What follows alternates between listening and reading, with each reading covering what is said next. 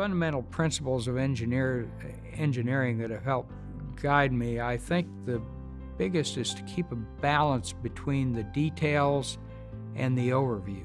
Engineering is not, here's the perfect problem and here's a perfect solution. It's, here's a bunch of messes that we're trying to solve, and here's a bunch of choices that we're making in terms of cost, optimizations, and so being able to communicate is one of the skills that the best investment for engineers to work on throughout their career. I think we should create opportunities for people around us. I think this is very important. I always believe that I have to basically create an environment for my subordinates to excel. If they can see that they have the advancement in their career, they will actually work harder for the team. So as a group, we will actually achieve more. We do more innovation than just do discovery. And the innovation is actually driving force for the economy, for world, and for all this.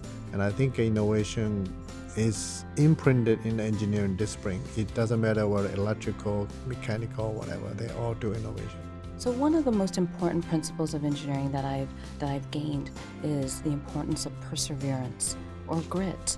And it is really the ability to place long-term goals over the short ones. So it's having stamina for the long term. And we naturally, inherently learn that as engineers.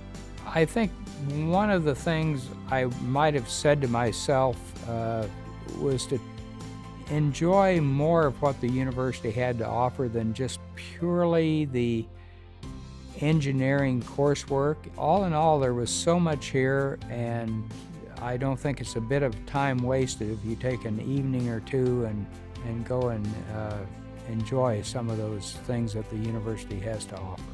There were parts of it that were very difficult, but it was about community.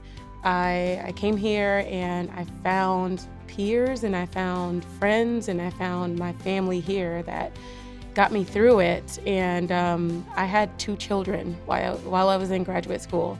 And my peers even would babysit my kids in the office while I needed to go into the lab here and there for a few hours. And so this was the place where I found my own little family. I really had a great experience at U of I in the sense of I did a lot of extracurricular activities. So I think that's something that I got so much more out of the extracurricular activities than I thought I would have in terms of leadership opportunities, connections to leaders in the field. I have never understood people who like small schools with small departments, because I always loved it here because it was a big school and ECE was a big department, and it meant that whatever I was interested in, there was always someone who wanted to collaborate on some oddball thing that I happened to be interested in but didn't know anything about. So I guess not only that they have to work hard, but they also have to spend some time to mingle with other students. So I think they should participate in more organized activity, such as the IEEE Student Council, that will help them to build up their leadership, their interpersonal skills, as well as the communication skills. Some misconceptions about being an engineer or engineering is that it is all kind of heads down work. Really, engineering now, especially the world that we live in, we're really dealing with large, complex systems that might depend on suppliers or talent from all around the world. So this has really become an interdisciplinary, high level of communication, high level of teamwork type of activity if you want to do engineering at any scale. Coming into engineering or selecting engineering, I think they suffer from the fact that they think that engineering will be boring. It is not boring, certainly hasn't been to me.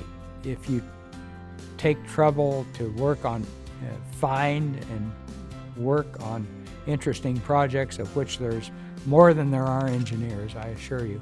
It's been extremely rewarding. One of my favorite memories from my time at Illinois is studying at the Illini Union. I would spend many hours in various rooms, like the reading room, doing problem sets. And in my breaks, I would find a comfy couch to rest.